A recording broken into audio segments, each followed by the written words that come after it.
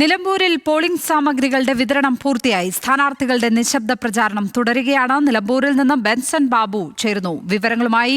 Benson, അവസാന ദിവസവും വലിയ തോതിൽ രാഷ്ട്രീയ വിഷയങ്ങൾ നിലമ്പൂരിലേക്ക് എത്തുകയാണ്. നിശബ്ദ പ്രചാരണത്തിന്റെ സമയത്ത് പോലും RSS പരാമർശം സംബന്ധിച്ച MV ഗോവിന്ദന്റെ RSS പരാമർശം സംബന്ധിച്ച വിവാദങ്ങൾ അവിടെ കത്തുന്നു. അതുമായി ബന്ധപ്പെട്ട പ്രത്യാരോപണങ്ങളാണ് നമ്മൾ ഈ ദിവസം കാണുന്നത്.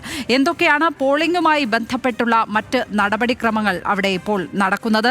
ഒപ്പം ഈ നിശബ്ദ പ്രചാരണ ദിവസം തന്നെ എത്തിയ വിവാദങ്ങളെയും അതിൻ്റെ ഉണ്ടായിട്ടുള്ള പ്രതികരണങ്ങളെയും ഏത് നിലയ്ക്ക് വേണം കാണാൻ, ബെൻസൺ?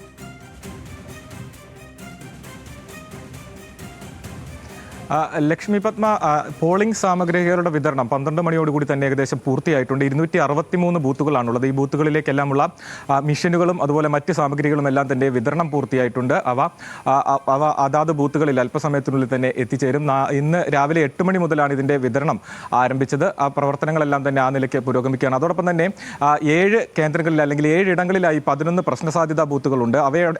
ആ മേഖലകളിലേക്കുള്ള സേനാവിന്യാസം അടക്കം നിലവിൽ പൂർത്തീകരിച്ചിട്ടുണ്ട്. നേരത്തെ അല്പസമയം മുമ്പ് മലപ്പുറം ജില്ലാ കളക്ടറുടെ പ്രതികരണം ഉണ്ടായിരുന്നു. അതിൽ കൃത്യമായും പ്രശ്നസാധ്യതാ ബൂത്തുകൾ, അതോടൊപ്പം തന്നെ എല്ലാ ബൂത്തുകളിലും കൃത്യമായിട്ടുള്ള സുരക്ഷാ സംവിധാനങ്ങളിലും മറ്റ് മുൻകരുതലുകളും എല്ലാം തന്നെ പൂർത്തിയായിട്ടുണ്ട് എന്നാണ് അറിയിച്ചിട്ടുള്ളത്. സൂചിപ്പിച്ചതുപോലെ നാളെ നിലമ്പൂർ പോളിംഗ് ബൂത്തിലേക്ക് കടക്കുകയാണ്.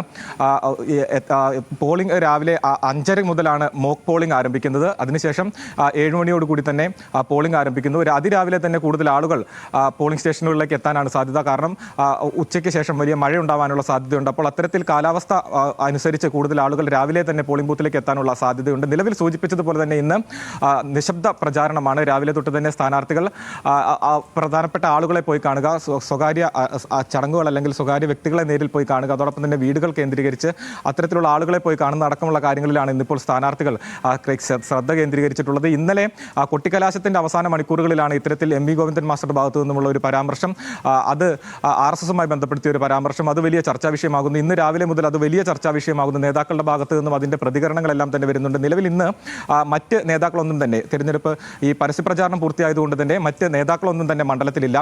ഈ സ്ഥാനാർത്ഥികൾ മാത്രമാണുള്ളത്. അപ്പോൾ കേരളത്തിൽ മൊത്തം മറ്റ് ജില്ലകളിലാണ് ഇപ്പോൾ ഈ നേതാക്കൾ എല്ലാവരും തന്നെ ഉള്ളത്. അപ്പോൾ കേരളത്തിലുടനീളമായി ഇതിനെതിരെയുള്ള പല രൂപത്തിലുള്ള പ്രതികരണങ്ങൾ പല നേതാക്കളുടെയും ഭാഗത്ത് നിന്ന് ഉയർന്നു വരുന്നത്. അതിലൊരു വ്യക്തത ഗോവിന്ദൻ മാഷിന്റെ ഭാഗത്തു നിന്നും വന്നിട്ടുള്ള പരാമർശത്തിലൊരു വ്യക്തത രാവിലെ LDF സ്ഥാനാർത്ഥി സ്വരാജ് പഴയകാലം അല്ലെങ്കിൽ ചരിത്രം ഉദ്ധരിച്ചുകൊണ്ട് അത് ഈ നിലയ്ക്കായിരിക്കും അദ്ദേഹം സംസാരിച്ചിട്ടുണ്ടാകുക എന്ന നിലയ്ക്കൊരു വ്യക്തത അദ്ദേഹത്തിന്റെ ഭാഗത്തു നിന്നും വരുത്തി. ഗോവിന്ദൻ മാസ്റ്റർ അല്പസമയം മുമ്പ് നടത്തിയ പത്രസമ്മേളനത്തിലും അതേ കാര്യങ്ങൾ തന്നെയാണ് ആവർത്തിച്ചിട്ടുണ്ടായിരുന്നത്. ഈ അവസാന നിമിഷവും രാഷ്ട്രീയം തന്നെ ചർച്ചയാകുന്നു എന്നുള്ളതാണ് നിലമ്പൂരിലെ ഇപ്പോഴത്തെ ഒരു അവസ്ഥ.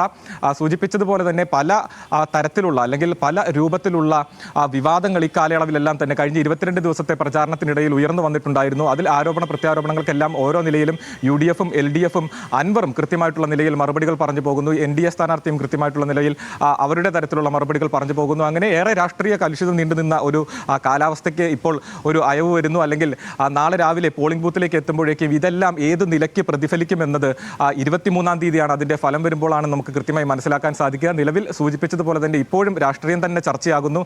അവ തുടർന്നും ഇന്ന് രാവിലെ തുടങ്ങിയ ഏറ്റവും അവസാനമായി പുറത്തു വന്നിട്ടുള്ള ഈ ഒരു വിവാദവും അല്ലെങ്കിൽ ഈ ഒരു പരാമർശങ്ങളും എല്ലാം തന്നെ ഇപ്പോഴും നിലവിൽ ചർച്ചയായി പോവുകയാണ്. ഇവയെല്ലാം തന്നെ എത്രത്തോളം വോട്ടിനെ സ്വാധീനിക്കും, എത്രത്തോളം ആളുകൾ വോട്ട് ചെയ്യാൻ എത്തും, അത് ആർക്ക് ഗുണകരമായി മാറും എന്നതെല്ലാം 23-ാം തീയതി റിസൾട്ട് വരുമ്പോൾ വേണം മനസ്സിലാക്കാൻ. കാരണം അൻവറിന്റെ സ്ഥാനാർത്ഥിത്വത്തോടു കൂടി തന്നെ 4 പ്രധാന സ്ഥാനാർത്ഥികൾ വരുന്നു. അങ്ങനെ പോളിംഗ് ശതമാനം കൂടാനുള്ള സാധ്യതയും അവലോകനം ചെയ്യുന്നുണ്ട്. ഏകദേശം 75%-ലധികം പോൾ ചെയ്യപ്പെടാനുള്ള സാധ്യതയും കണക്കാക്കുന്നുണ്ട്. അങ്ങനെ വലിയ പോളിംഗ് ഉണ്ടായാൽ അത് ആർക്കായിരിക്കും ഗുണമാവുക, അൻവർ എത്രത്തോളം വോട്ട് പിടിക്കും, അൻവർ ഉണ്ടാക്കുന്ന ഇമ്പാക്റ്റ് അത് മറ്റുള്ള സ്ഥാനാർത്ഥികൾ ഏത് നിലയ്ക്കായിരിക്കും ഇമ്പാക്റ്റ് ഉണ്ടാവുക, LDF UDF സ്ഥാനാർത്ഥികളുടെ വിജയത്തിന്റെ നിർണായക കേന്ദ്രമായ അൻവർ മാറുമ്പോൾ അവയെല്ലാം ഏത് രീതിയിലായിരിക്കും പ്രതിഫലിക്കുക എന്നറിയാൻ ഇനി 23-ാം തീയതി വരെ കാത്തിരിക്കണം. നാളെ രാവിലെ 7 മണി മുതൽ പോളിംഗ് ആരംഭിക്കും. 5:30-ക്കാണ് മോക്ക് പോളിംഗ് ആരംഭിക്കുക. ലക്ഷ്മി പത്മ.